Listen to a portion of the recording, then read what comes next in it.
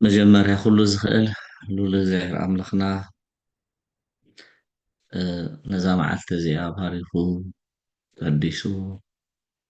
سموخن صوّع سموخن مسلم كنمهاهر كنمععد نزف قدلنا كورن مسكانان وداسين أملخن يخنو مسرت نبياتن حوارياتن استندقكم كعدم قدوسان سدراك زيابير مفكرتي نيادينا قدست دنجل ماريام ولاديت أملاح زغونك كريستوس هاوياني كريستوس بيتسب أمين لهم نحن لهم يا بير مسكن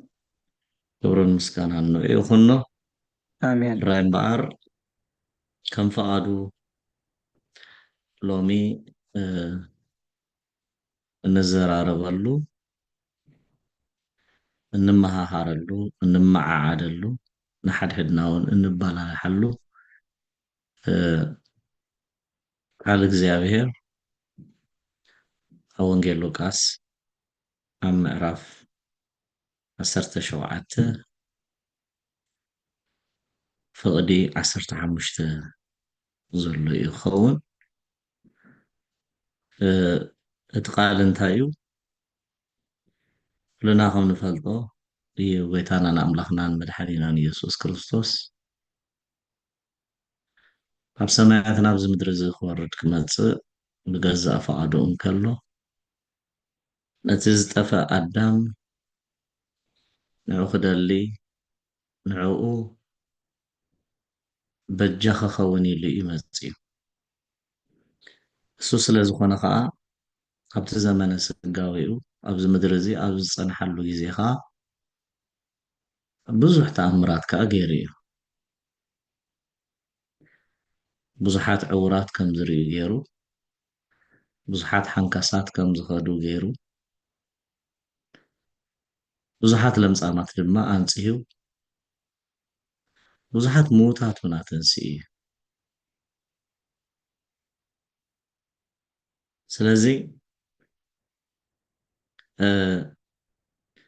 እዚ ካብቶም ኢድ ጎይታ ዝበፅሓቶ ምሕረት ናይ ኣምላኽ ዝረዳእቶ ፍቅሪ እግዚኣብሔር ዝተገልፀሉ ሰብ ዝበሎ ኢና ንሕና እንመሃረሉ ሎም ምሸት ንሱ ካብቶም 10 ዝነበሩ ለምፃማት ሓደ እዩ ጎይታ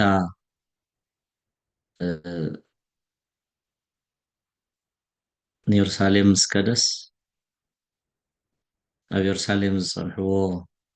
ለምፃማት 10 እዮም ነይሮም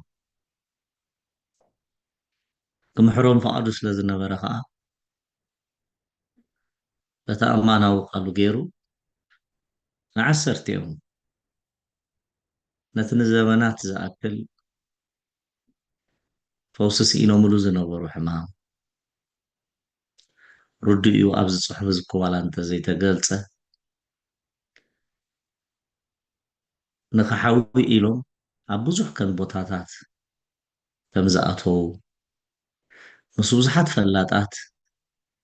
ፈወስቲ እዮም ዝበሃሉ ሰባት ከም ዝተራኸቡ ርዱእ እዩ ግን ከ ሳብቲ ጎይታ ብኣካል ተገሊፁ ኣብ ቅድሚኦም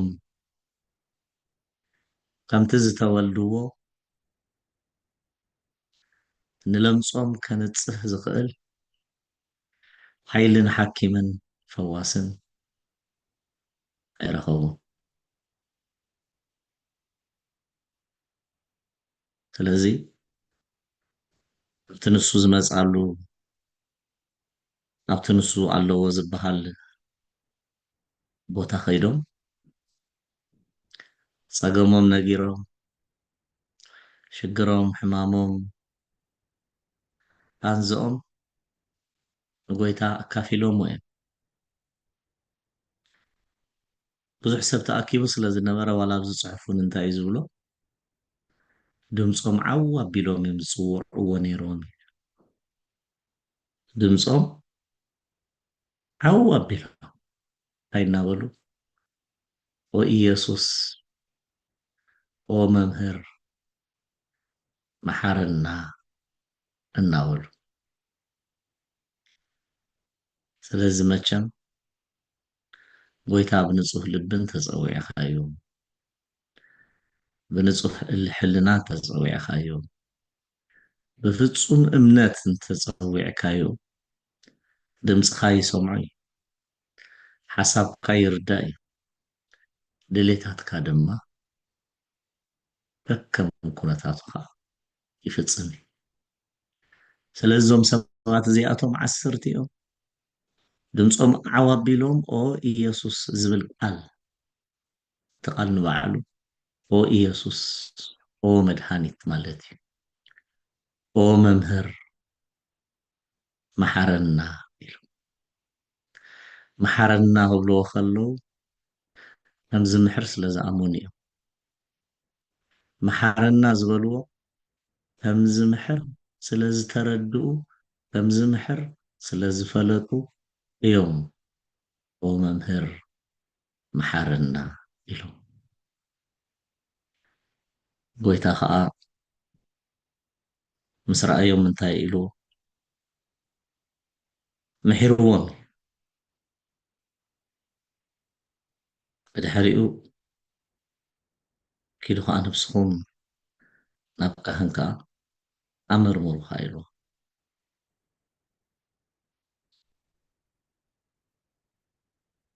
እቶም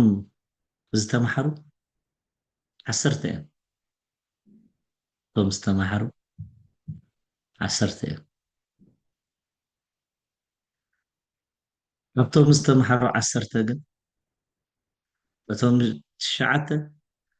ብኡን ንብኡን እዮም ጠፊኦም ከይዶም ፋሒር እቶም 9 ምሕረት ምስ ተገብረሎም ምስ ተፈወሱ ምስ ሓወዩ ድሌቶም ምስ ረኸቡ ሓሳብ ልቦም ምስ ተፈፀመሎም ሽዑን ንሽዑን እዮም ካብኡ ርሒቖም ከይዶም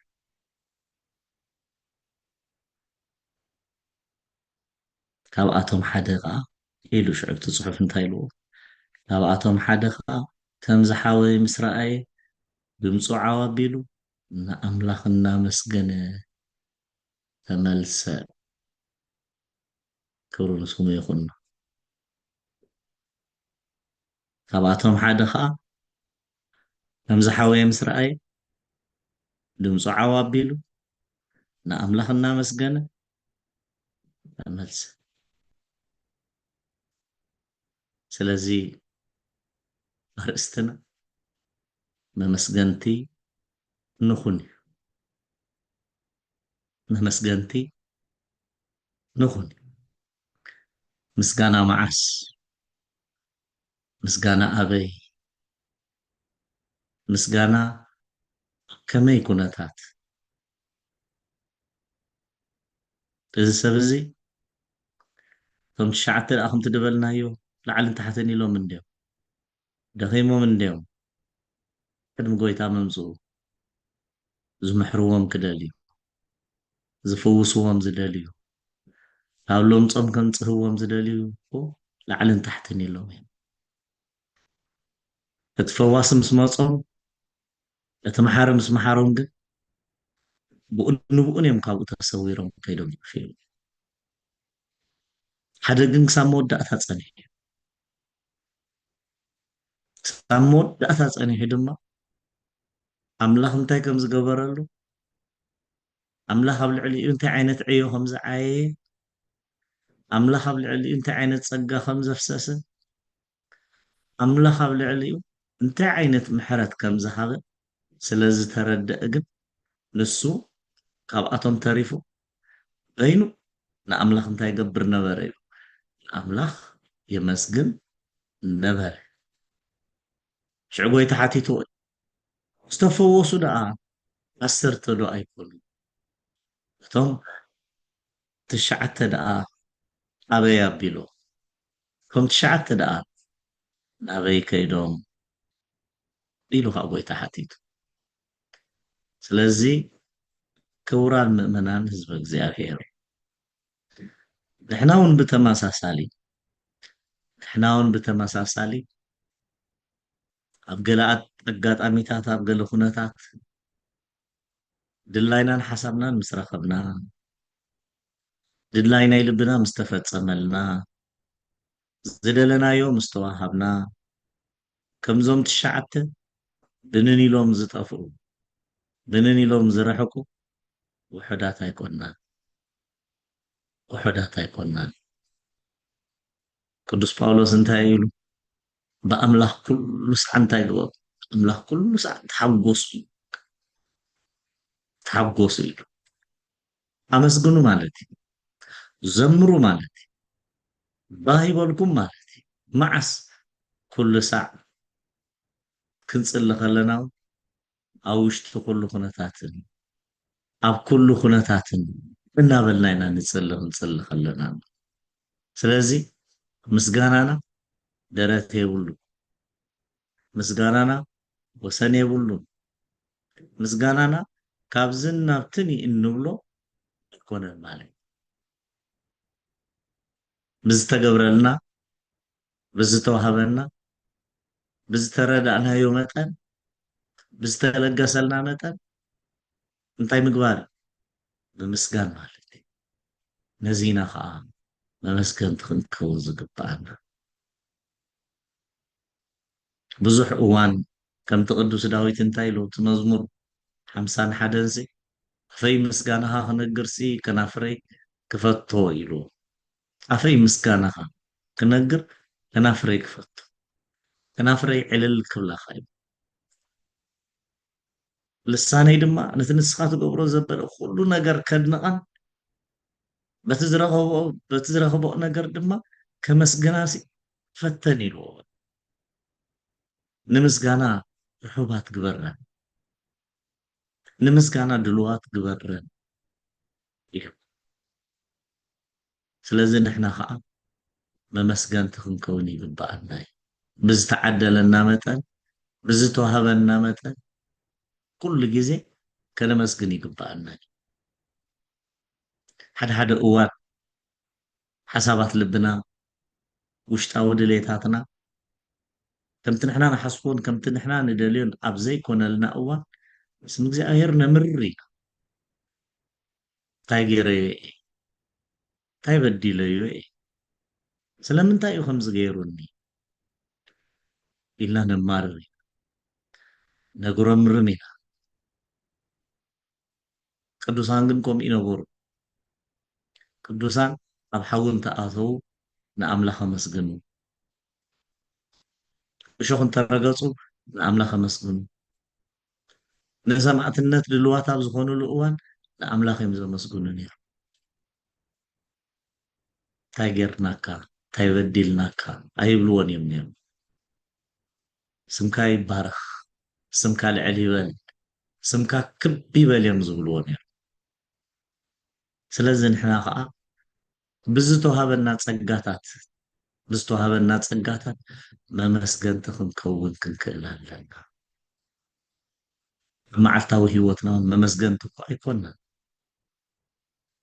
ኣብ መዓልታዊ ናብራና እውን እኮ መግረምረምቲ እኮ ኢና ክንስእን ምስጋና ንገድፍ ክንስእን ንቁጣዕ ክንስእን ተስፋ ኮይና ንቆርፅ ምክንያቱ እቶም ዝተዋሃቡና ምሳና ዘለው ፀጋታት ሓደ ብሓደ ኣስተንቲና ስለዘይንርድኦም ገሌና መኪና ዘይገበርና ኢልና ንሓምም እእጋር ዝሰኣኑ ከም ዘለው ንርስዕ ገሌና ኣብ ሰፊሕ ገዛ ኣብ ሰፊሕ ኣዳራሽ ደይተቐመጥና ኢልና ንሓምም ክንደይ ካባና ዝትሕትኻ መደቀሲ እኳ መሳፍሒ ዘይብላ ኣብ ፀልማት ኣብ ዝተፈላለየ ኣብ ቤት ማእሰርቲ ይኹን ኣብ ካልእ ቦታታት ከዓ ዝተሸገሩ ሰባት እኮ ኣለዉ። ንሕና ቀይሐ ፃዕደወ ክንብል ከለና ሕብሪ ምፍልላይ ሲኢኖም ኣብ ኣፎም ዝኣቱ ዝሰኣኑ ክንደይ ዝጠመየ ከብዲ ዝተሰከሙ ስኡናት ወገናትና እኮ ክንደይ እዮም ዘለዉ። ክንደይ ስኡናት ሰባት እዮም ዘለዉ። ክንደይ እውን ሰኣን ጥዕንኦም ብካልእ ጉዳያትን ብርሃን ፀሓይ ሪኦም ዘይፈልጡ ንሕና ግን ንዕርበት ናይ ፀሓይን ናይ ብርሃንን ሓደ ሓደ እዋን መዓልቲ ነዊሑ ለይቲ ሓፂሩ ንብለሉ እዋናት ኩሉ ክቡራን ምእመናን ህዝቢ እግዚኣብሔር። ስለዚ ኩሉ ሰብ ኣብ መዓልታዊ ሂወቱ ኣብ መዓልታዊ ናብሩ ኣብ መዓልታዊ ምንቅስቃሳቱ ኩሉ ነገር ኣበይ ዝውከል ኣብ እግዚኣብሔር እዩ ዝውከል። ስለዚ እንታይ ንኹን መመስገንቲ ንኹን መጉረምረምቲ ኣይንኹን እኳ ደኣ ብዘለና ይኣኽለና እዩ እናበልና ስም እግዚኣብሔር እንዳመስገንና ክንነብር እዩ ዝግባአና። ስለዚ እቶም 9 ብኡ ንብኡን እዮም ጠፊኦም ሓደ እዩ ተሪፉ ሓደ ብሓደ እዩ ድማ እቲ ዝሰማዕናዮ ቃል ገይሩ ንኣምላኽ እንታይ ገይርዎ ንኣምላኽ ኣመስጊኑ ድምፁ ዓው ኣቢሉ ንኣምላኽ እናመስገነ ተመልሰ ኢልዎ በቃ ድምፁ እንታይ ገይሩ ድምፁ ዓው ኣቢሉ ድምፁ ዓው ኣቢሉ ሎሚ ንሕና ሓቂ ዘረባ ኣብ መዓልታዊ ሂወትና ምስ ሰባት ሰላምታ ክንለዋወጥ ከለና እግዚኣብሔር ይመስገን ኣምላኽ ይመስገን ክንብል ኢና ንውዕል ብኣፍና። ልብና ግን ሓደ ሓደ እዋን ካሊእ እዩ ዝሓስብ ልብና ካሊእ እዩ ዝብል ልሳንና ካሊእ ይብል ልብና ከዓ ካሊእ እዩ ዝሓስብ ካሊእ እዩ ዝብል ከም ኣመንቲ ግን ንሱ ኣይኮነን ክኸውን ዝግብኦ ከም ኣመንቲ ከም ሰዓብቲ ናይ ክርስቶስ ከምቲ ንፅልዮ ፀሎት ኣብ ውሽጢ ኩሉ ኩነታትን ኣብ ኩሉ ኩነታትን ኢልና እኒና ንፅሊ ስለዚ ንኣምላኽ ከዓ መከራ ምስጋና ድላይና ረኺብና ኣብ ንሕገሰሉ እዋን ምስጋና ኣብ ዝፀበና ኣብ ዝኸፍኣና ኣብ ዝሽግረና እዋን ከዓ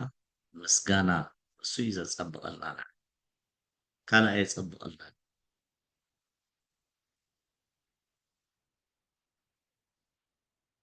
ሓደ ሓደ እዋን ሽግርና መከራና ሕሰብና ፍታሕ ካብ ሰብ ንደልየሉ ኣሎ ሰባት ፀውዑልና ክረድኡና ሰባት ክሕግዙና ንእከለን ንእከለን ንገብሩልና ንብሎ እዋናት ኣሎ ንዕኡ ሓዲግና ማለት እዩ ንክንብሎ እውን ንስከፈሉ እዋናት ኣሎ ኣነ እኮ ሳላ እከለ መንሽካ ሳላ እከለ እኮ እየ ክድሕንኪ ኢለ እከለ እዚ እንተዘይገብረለይ ነይሩ እኮ ክወፅእ ኣይምኽኣልኩን እየ ዝደለኽዎ ክረክብ ኣይምኽኣልኩን ነይረ ኢልና እኮ ኣብ ምስጋና ንኣምላኽ ኣግሊልና ነቶም ዝገበሩልና ሰባት ኣዝና ነመጉስ ሰባት ውሑዳት ኣይኮንና ንዓኣቶም ንሰግድ ንዓኣቶም ነመስግን ንዓኣቶም ንውድስ ውሑዳት ሰባት እኮ ኣይኮንና ግን ከምኡ ይኮነን ከምዚ ለምፃም ሰብኣይ ይበል ምስ ተፈወሰ ድሌታቱ ምስ ተማልአ ሓሳባት ልቡ ምስ ረኸበ እንዳጎየ ዓው ኢሉ ብምስጋና በትንዑ ዝርድኦ ዓይነት ቋንቋ ገይሩ ንኣምላኹ ኣመስገነ ጎይታ ከዓ ሰሚዕዎ ኣበይ ደሎ ኣበይ ዳ ኣለዉ እቶም 9 10 ዘይነበሩ ኣበይ ደሎ ኣበይ ዳ ኣለዉ እቶም 9 ከዓ ኢሉ ከነመስግን ከለና ከዓ ኣምላኽ ካባና ምስጋና ስለ ዝውሕዶ ኣይኮነን ኣምላኽ ምስጋና ስለ ዝስእን ኣይኮነን ኣምላኽ ዘመስግኖ ስለዝጭነቕ ዘመስግኖ ከም ዝሰኣነ ስለዝጭነቕ ኣይኮነን ንሕና ከነመስግን ገይሩ ፈጢርና ግን በቲ ምስጋና ንሕና ንኸብር በቲ ምስጋና ንሕና እንታይ ንኸውን ልዕል ንብል ኣብ ቅድሚ እግዚኣብሔር ንኸብር ኣደ ጎይታ ኣደ ኩልና ድንግል ማርያም ነፍሰይ ንእግዚኣብሔር እንታይ ትገብሮ እያ ኢላ ነፍሰይ ንእግዚኣብሔር ተዕብዩ ነፍሰይሲ ንእግዚኣብሔር እንታይ ትገብሮ ነፍሰይሲ ንእግዚኣብሔር ትዕብዮ ኣምላኽ ብዙሕ ዓበይቲ ነገራት ገይሩለይ ኢላ ኣምላኽ ብዙሕ ዓበይቲ ነገራት ገይሩለይ ኢላ ስሙ ከዓ ቅዱስ ኢላ ባዕላ መስኪናቶ እያ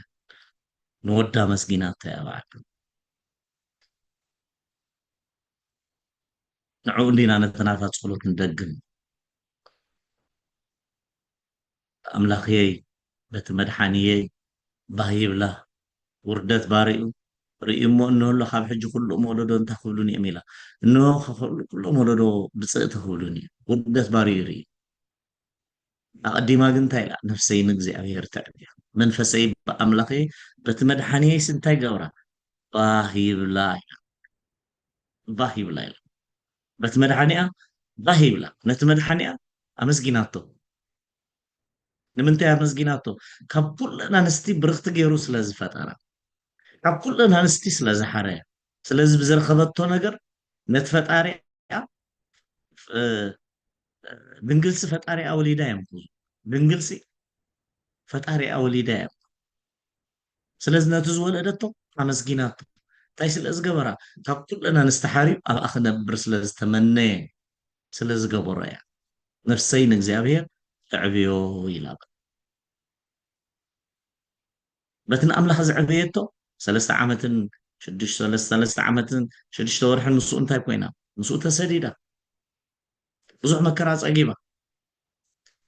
ድንግል ክትወልድ ኣይትኽእልን እያ ብዝብል ኣጎል ኣተሓሳስባ ናይ ይሁድ ብዙሕ ስደት እዩ ብዙሕ መከራ እዩ ረኺብዋ ነታድ ግን ከም ምስጋና ዓዲ ኣይወዓለት ንዕኡ ክብሪ ካብ ምሃብ ዓዲ ኣይወዓለትን ስለዚ ንሕና ከዓ ክቡራን ምእመናን ህዝበ እግዚኣብሔር ኣብ ግዜ ሓጎስና እቲ ንሕና እግዚኣብሔር ይመስገን ኢልና መዓልታዊ ሰላምታና እውን ምስ ሰባት ንለዋወጠሉ ልብና እግዚኣብሔር ክንደይ ነገር ከም ዝገበረልና ተረዲእና እግዚኣብሔር ይመስገን ክንብል ከለና እቲ ምስጋና ኣብ ኣእዛን ናይ እግዚኣብሔር ይበፅሕ ኣብ ወጋሕታ ከመይ ሓዲርካ ክብሉካ ከለዉ እግዚኣብሔር ይመስገን ክትብል ከለካ ኣብቲ ሰዓት እቲ ንስኻ ደቂስካ ተሲእኻ ክንደይ ደቂሶም ዘይተስኡ ከም ዘለዉ ዘኪርካ ንኣምላኽ እንተ ደኣ ብልብክ ኣመስጊንካዮ ምስጋና ካብ ቅድሚ እግዚኣብሔር ይበፅሕ ከመይ ውዒልካ ተባሂልካ ክትሕተት ከለካ እግዚኣብሔር ይመስገን ክትብል ከለካ ከዓ ክንደይ መዓልቶም ተደፊኣቶም ዝወዓሉ መዓልቶም ጠሊማቶም ዝወዓሉ ሰባት ከም ዘለዉ ኣብ ሕሰም ኣብ መከራ ኣብ ሽግር ኣብ ሕማም ኣብ ጥሜት ኣብ ስደት ዘለዉ ሰባት ዘኪርካ ክተመስግን ከለካ ነዚኦም እናዘከርካ እንተ ደኣ ኣመስጊንካ ከዓ እግዚኣብሔር ንምስጋናካ ይቕበሎ እዩ ብዙሕ ግዜ ግን ኣፍና እግዚኣብሔር ይመስገን ይብል ልብና ግን ካሊእ ዝሓስብ ክቡራን ምእመናን እግዚኣብሔር ሕጂ መመስገንቲ ክንከውን እዩ ዝግባአን መመስገንቲ ክንከውን እዩ ዝግባአን ኣብ ግብሪ ሃዋርያት ኣብቲ ምዕራፍ 16 ዘሎሲ ሓንቲ ጠንቋሊት ሰበይቲ ነይራ ይብል ሓንቲ ጠንቋሊት ሰበይቲ ናይቶም ዝልእኽዋ ብድሕሪኣ ኮይኖም ዝልእኽዋ ሰባት ናታቶም ሓሳባት እተፈፅም ንሶም ዝበልዋ ትገብር ዝነበረት ሰበይቲ ነይራ ስለዚ ጳውሎስን ሲላስን ኣብ ሰብክሉ ዝነበረሉ እዋን እታ ሰበይቲ ብስብከት ናይቲ ቅዱስ ጳውሎስን ሲላስን ዝሰብክዎ ዝነበሩ ስብከት ባህ ይብላን እዩ ምክንያቱ ካብ ንዓ ዝስዕቡ ንዕኦም ስዕቡ ይበዙ እናበዝሑ እናተወሰኹ ይመፁ ስለ ዝነበሩ መንገዲ ሓዲጎም መንገዲ እቲ ንሶም ዝምህርዎ ዝነበሩ ትምህርቲ ንዕኡ ዝስዕቡ ሰባት ስለ ዝነበሩ ካብ መዓልቲ ናብ መዓልቲ እቶም ናታ ዓመዊል እናጎደሉ ይመፁ ስለ ዝነበሩ ሰበይቲ በዚ ትጭነቕ ነይራ እያ ንሳ ጥራይካ ኣይኮነትን ዘፈር ክዳኖም ዘግዝፉ ኣብ ፅቡቅ መንበር ምቕማጥ ዝፈትዉ ኣንቱም ክበሃሉ ዝደልዩ ካልኦት ሰባት ድማ ልክዕ ንዓኣ ዝመስሉ ከዓ ነይሮም ስለዚ እቶም ሰባት እቲኣቶም ብኢድታ ሰበይቲ ገይሮም ከሳድድዎም ንጳውሎስን ንሲላስን ናበይ እቶም እዮም ናብ ቤት ማእሰርቲ የእትዮም ናብ ቤት ማእሰርቲ የእትዮም ካብቲ ኣብ ግብረ ሃዋርያት ኣብ ምዕራፍ 16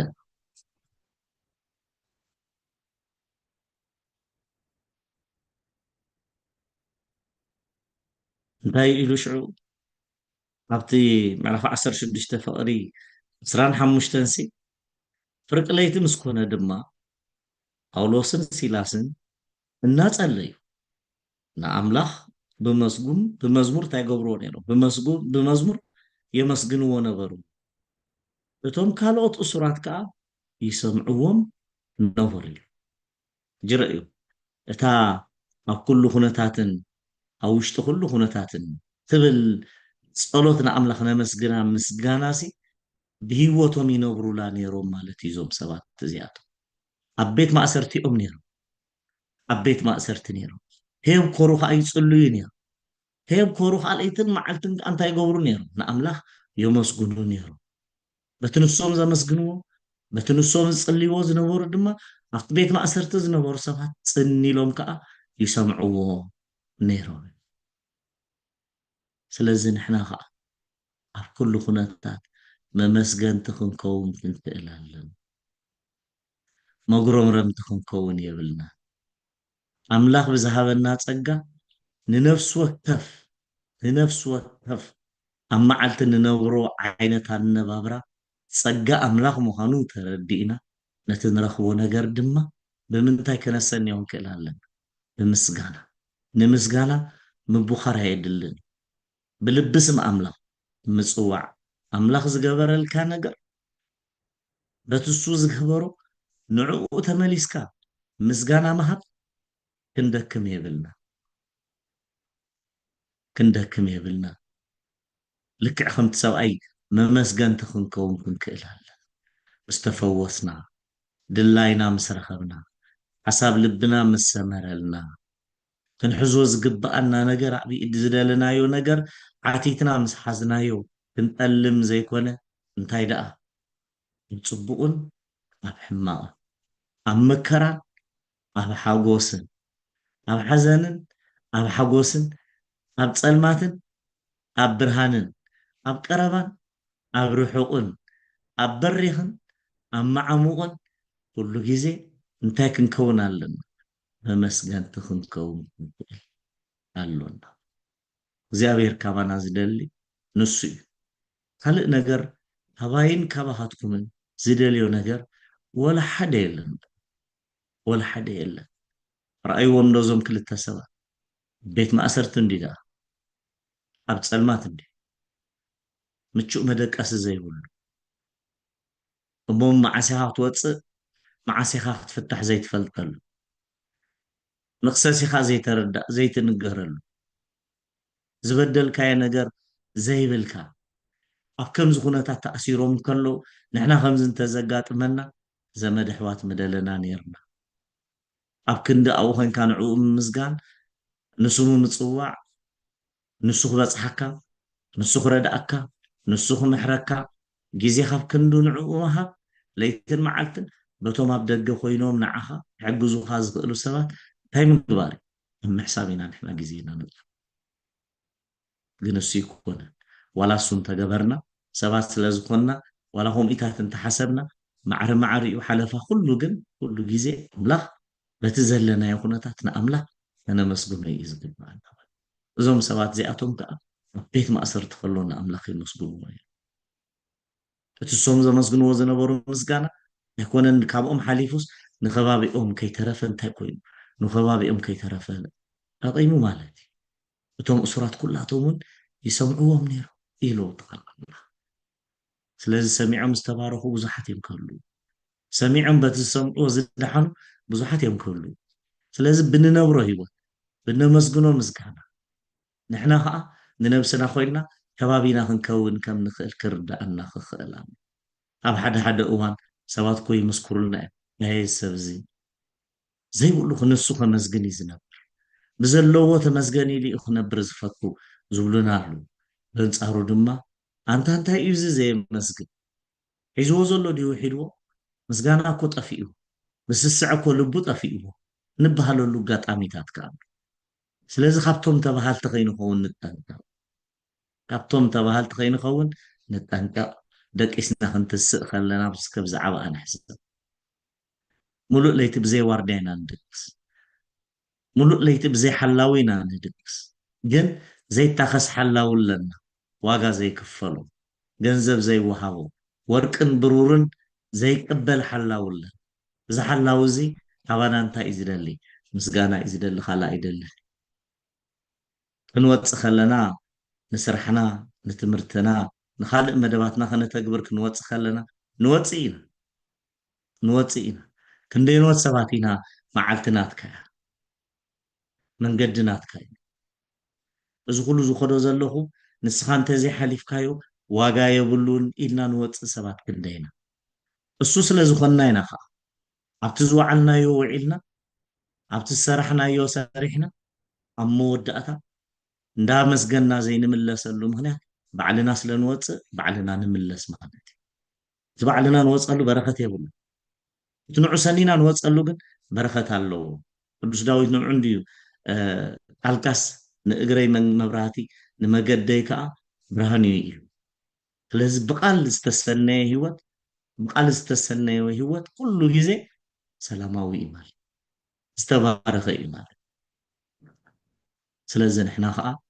ካብዚ ሰብ ለምፃም ሰብኣይ እዚ እንታይ ኢና ንምሃር እንተኢልና መመስገንቲ ክንከውን ኢና ንምሃር ካልእ ንምሃሮ የብልና ካብ ቅዱስ ጳውሎስን ካብ ሲላስን ንምሃሮ ድማ ከምኡ ዘመርቲ ዓለልቲ መመስገንቲ ክንከውን ኣብ ፀልማት ኣብ ብርሃን ኣብ ኩሉ ሂወትና ማለት መመስገንቲ ንኹን መመስገንቲ ንኹን ከነመስግን ከዓ ፍቃድ ኣምላኽ ንሕተት ፍቃድ ኣምላኽ ንሕተት ቅዱስ ዳዊት እንታይ ኢሉ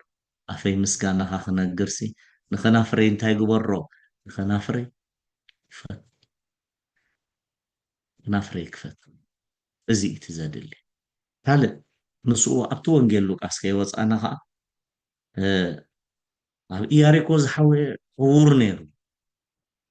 ዓይነ ስውር ነይሩ ኣብ ኢያሪኮ ዝሓወየ እዚ ኢያሪኮ ዝሓወየ ዓይነ ስውር መቸም ንጎይታ ክፅውዖ ከሎ ኩላህናስ ኣስተንቲናስ ኣብቲ ቦታ ናይቲ ዕውር ኮይንና ኣብቲ ቦታ ናይቲ ዓይነ ስውር ኮይንና ንጎይታ ንፅውዖ እንተንህሉ ነርናስ ከመይ ዝበለ ዓይነት ድምፂ ጌርና ኣብ እክብ ህዝቢ ምፀዋዕናዮ ነርና ንጎይታ ሕጂ ከሎ ይረአየካ እዩ እቲ ሰብኣይ ንጎይታ ክፅውዕ ሳብ ክንደይ ከም ዝሃለኸ ሳብ ክንደይ ከም ዝሃለኸ ሳብ ክንደይ ከም ዝደኸመ ሳብ ክንደይ ኮፍ ኢሉ ቀፃሊ ዝልምን ነይሩ ዝደንገፁ ይልምንሉ ዝረኣይዎ ህበብልዎ ነይሮም ነቶም ዘይረኣይዎ ድማ ከስተብህልሉ ምእንቲ ገለ ነገር ዓይነት ኣገባብ ልብኻ ከብድኻ ዝገማጥል ነገር ንክወሃብ ንክረክብ ኢሉ ዝገብሮ ዓይነት ዝጥቀመሉ ዜማ ተጠቒሙን ልቢ ብዙሓት ሰባት እውን እንታይ ይገብር ነይሩ እዩ ልቢ ብዙሓት ሰባት እውን ኣብኡ ከም ዘቕልቡ ይገብር ነይሩ እዩ ሕጂ ንረዳእ እዩ ኣይኮነ እንዶቶም ብኢዶም ዘሎ ዝብላዕን ስተን ዝክደንን ገንዘብን ዝህብዎሲ እቲ ንምውዕል ተሸፊኑ ዝነበረ ዓይኑ ንዕኡ ንክሕውየሉ ነዚ ኣምላኽ እዚ ከመይ ገይሩ ከም ዝፅውዕ ዝተንረድእ እዩ ሕጂ ኣብ ቦትኡ ኮይና እሞ ኣብ እኩብ ህዝቢ ኣብ እኩብ ህዝቢ ኣብ መንገዲ ኮፍ ይብል ስለ ዝነበረ ይብሎ እቲ ቃል ኣምላኽ እታ መዓልቲ እቲኣ ንዕኡ ሓዳሽ እያ ነይራ እታ መዓልቲ ምክንያቱ ኩሉ ግዜ ዓይነ ስውራን እንታይ እዮም ዝበሃሉ ልበ ብሩሃት እዮም ዝበሃሉ ዓይነ ስውራን ስለዚ እዚ ሰብ እዚ እታ መዓልቲ እቲኣ እዋን እቲኣ እቲ ከባቢ ገለ ነገር ከም ዝተቀየረ ይርድኦ ነይሩ እዩ ምክንያቱ እጋር ድምፂ ናይ ሰባት ኣብቲ ዝነበረ ናይ ቀደም እንታይ እናኮነ መፅዩ ድምፂ እንዳበዝሐ መፅዩ እኩባት ሰባት ከም ዘለዉ ተረዲእዎ እኩባት ሰባት ከም ዘለዉ ተረዲእዎ ሽዑኡ እንታይ እንታይ ዝኸውን ዘሎ ኣብዚ ከባቢ እንታይ ዝተፈጥረ ነገር ኣሎ እንታይ ሓድሽ ነገር ኣሎ እዩ ኢልዎ ካልእ ኣይበሎም ሓድሽ ነገር ዶ በዚ መን ሓልፋ ወዲ ዳዊት ሓልፍ ኣሎ ኢሎም ኢየሱስ ዝበሃል መምህር ይሓልፍ ኣሎ ኢሎም ኢየሱስ ዝበሃል ኣምላኽ ይሓልፍ ኣሎ እቲ ናዝራዊ ሰብኣይ ንሱ ይሓልፍ ኣሎ ኢሎም ሽዑ እዚ ሰብ እዚ እንታይ እዩ ክገብር ዘለዎ ኢየሱስ ድምፁ ዝሰምዓሉ መንገዲ እዩ ክፈጥር ዘሎ ጎይታ ድምፁ ዝሰምዓሉ መንገዲ እዩ ክፈጥር ዘለዎ ስለዚ ካብቲ ንቡር ድምፁ ናይ ቀደም ወፂኡ እንታይ ክገብር ጀሚሩ ዓው ኢሉ ክጭርሕ ጀሚሩ ዓው ኢሉ ክፅውዕ ጀሚሩ እታ ስም ሓንቲ እያ ነይራ እታ ስም ሓንቲ እያ እታ ንኩላ ዘድሓነት ስም ንኩሉ ዓለም ዘድሓነት ስም እታ ንኩሉ ዓለም ዝፈወሰት ስም እታ ንኩሉ ዓለም ዝመሓረት ስም ንዓይ እዩ ዝፅውዕ ነይሩ ሽዑ ዓብዩ ወዲ ዳዊት እንታይ ግበረኒ ወዲ ዳዊት መሓረኒ ሕጂ ሕሰብኡ ኣብ ብዙሓት ህዝቢ እታ ወዲ ዳዊት ትብል ቃል ኣበይ ከይዳ ኣብ እዝኒ ጎይታ ኣትያ ኣይሰምዓን ነይሩ ዶ ይኸውን ኮይኑ ዘይሰምዓ ኩሉ ዝፈልጥ ኩሉ ዝርኢ ኣምላኽ እንዲ ኣብ ኩሉ ዘሎ ኣምላኽ እንዲ ብኡ ኢያሪኮ ምሕላፍ እውን በቲ መንገዲ እቲ ምሕላፍ እውን እኮ ንካልእ ምክንያት እኮ ኣይነበረን ነቲ ሰብኣይ ምክንያት ክገብር ኢሉ እኮ ይብኡ ሓሊፉ ነቲ ሰብኣይ ምክንያት ክኾነ ኢሉ እኮ ይብኡ ሓሊፉ ስለዚ ኣጋጣሚ እዚኣ ተጠቒምላት ሰብኣይ ከ ዓው ኢሉ ፀዊዑ ዓው ኢሉ ፀዊዑ ቅድሚ ሕጂ ዝደልዮ ዝነበረ ምእንቲ እከለ ምእንቲ ዓይነ ስውር ምእንቲ ገለ እንዳበለ ምእንቲ እታ ዘጋጠመቶ ሽግር ንዓ እዩ ዝልምን ነይሩ ክሰርሕ ላዕልን ታሕትን ትብል ክወፍር ይኽእል ስለ ዘይነበረ ማለት እዩ ሕጂ ግን ፅብቕቲ ኣጋጣሚ ፅብቕቲ ዕድል ረኺቡ እንታይ ዝገብረላ ካብ ልማኖ ዝገላገለላ ወይ ካብ እዳው ሰበብ ናይ ምፅባይ ሓራ ዝኾነላ እቲ ንኩሉ ሰብ ዝተዋሃበቶ ሰባት ብተፈጥሮ ከድንቁ ከለዉ ኣየ እዛ ፀሓይ ክትፅብቕ ወፂሓ ኣየ ዘን ወርሕን ከዋኽብትን ኣየ እዚኣ ክትፅብቕ ተባሂሉ ብሰባት ዝሰምዖ ዝነበረ ነገር ብዓይኑ ምእንቲ ክሪኦ ዝበህገላ ዝነበረት ዕለት ካብ መዓልቲ እቲኣ ኣኺላ ማለት እዩ ክብሪ ንስምኡ ይኹን ንሳ ስለ ዝኣኸለት ከዓ ወዲ ዳዊት ወዲ ዳዊት ወዲ ዳዊት ኢሉ ዓው ኢሉ ጨርሑ ይፀውዑ ጎይታ ከዓ ንድሕሪት ተመሊሱ እንታይ ኢሉ እቶም ቅድሚት ዝኸዱ ዝነበሩ ስቕ ክብል ገሰፅዎ ራእዩ እቶም ዝኸዱ ዝነበሩ ቅድሚት ወዲ ዳዊት ኢሉ እንዳፀውዐ ከሎ ስቕ በል ገለ ይብልዎ ነይሮም ከመይ ኩነታት ስቕ ክብል ዝሰብ እዚ እዚኣ እንድያ ዘዕድሉ ስቕ ዘብሎ እኳ ኣይተረኽበን እንታይ ኢሉ እቶም ቅድሚኡ ዝኸዱ ዝነበሩ ስቕ ክብል ገሰፅዎ እዩ ንሱ ግና ወዲ ዳዊት መሓረኒ እናበለ ኣበርቲዑ ጨርሐ ኢየሱስ ከዓ ደው ኢሉ ናብኡ ከምፅእዎ ኣዘዘ ናብኡ ምስ ቀረበ ድማ ኢየሱስ እንታይ ክገብረልካ ትደሊ ኣለኻ እናበለ ናተቶ ንሱ ከዓ ጎይታይ ኣዒንተይ ክሪኣ ኢየሱስ ድማ ርአ እምነትካ እዩ ዝሕውየካ በሉ ብኡ ረኣየ ንኣምላኽ እናወደሰ ከዓ ንኢየሱስ እንታይ ገበሮ ንኢየሱስ ሰዓቡ ንኣምላኽ እናወደሰ ንኣምላኽ እናመስገነ ብምንታይ በቲ ዝተገብርሉ ነገር ወርሒ እንታይ ትመስል ምባል ተሪፉ ፀሓይ እንታይ ትመስል ምባል ተሪፉ ዓይኑ በሪህሉ ዓይኑ ተኸፊትሉ ሰብ ዝረኣዮ ነገር ኩሉ ከም ዝርኢ ገይርዎ ጎይትኡ ክብሪ ንስሙ ይኹን ከምኡ እናገበረ ግን ንኢየሱስ ንጎይታ ከይገደፈ ንጎይታ እናወደሰ ንዕኡ እንታይ ገብሮ ነይሩ ኢሉ ንዕኡ ይስዕቦ ነበረ ኢሉ ንዕኡ ይስዕቦ ነበረ ኢሉ ስለዚ ሕጂ ከዓ ንሕና ብዝግበረልና ነቲ ዝግበረልና ነገር ኣስተንቲና ነቲ ዝተገብረልና ነገር ንዕኡ ኩሉ ግዜ እናመስገና ንኣምላኽና እንታይ ክንገብሮ ንኣምላኽና ክንስዕቦ እዩ እዚ ቃል ሓቂ ዝነግረና ድሉ ካብዞም ሰባት እዚኣቶም ካብዞም ኣቦታት እዚኣቶም እንታይና ንምሃር ሲና ንምሃር መመስገኒ ምዃን ይበል ተመስገን ምባል ይኣኽለኒ ምባል እዚ እንተሎ ሂወት ኣሎ እዚ እንተዘየለ ግን ሂወት የለን ናይ መወዳእታ መዝሙር ዳዊት ምዕራፍ 119 171 እንታይ ኢሉ ስርዓታትካ ምሂርካኒ ኢኻ እሞ ከናፍረይ ምስጋናኻ ከፈልፍላ እየን ስርዓታትካ እንታይ ጌርካኒ ኢኻ ስርዓታትካ ምሂርካኒ ኢኻ እሞ ከናፍረይ ምስጋናኻ ከፈልፍላ እየን ኢሉ ስለዚ ንሕና ንኣምላኽና ቃል ንእተወሉ ብዝበልና ብዝገብረልና ብኩሉ ፀጋታቱ መመስገንቲ ኮይንና ክንነብር እግዚኣብሔር ኣምላኽ ፀጉኡ የብዝሓልና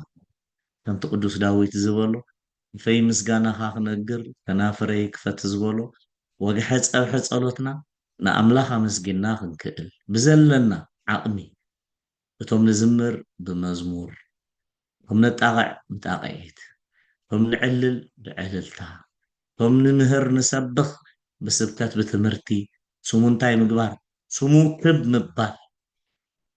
ስሙ ንላዕሊ ምምፃእ ከምቲ ድንግል ማርያም ዝበለቶ ነፍሰይ ንእግዚአብሔር ተዕብዮ